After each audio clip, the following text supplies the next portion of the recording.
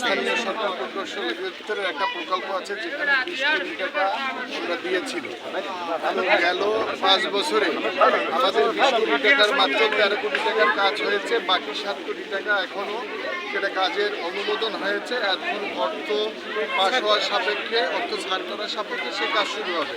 তার ভিতরে এই রাস্তাটি আছে। তো কাজেই আমি বিশ্বাস করি যে এই রাস্তাটি আমরা অর্থ ছাড় করার পরে এই যে আমাদের নতুন বাজেট হয়েছে এই কাজ দ্রুত শুরু হবে।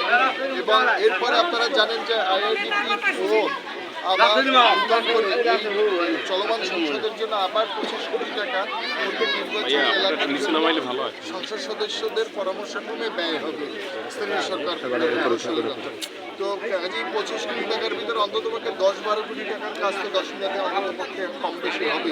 তো কাজেই এর ভিতরেও আর বাকি যে সমস্ত রাস্তাগুলো আছে সেগুলো আমরা গুরুত্বপূর্ণ যা আছে শেষ করে ফেলবো আমরা।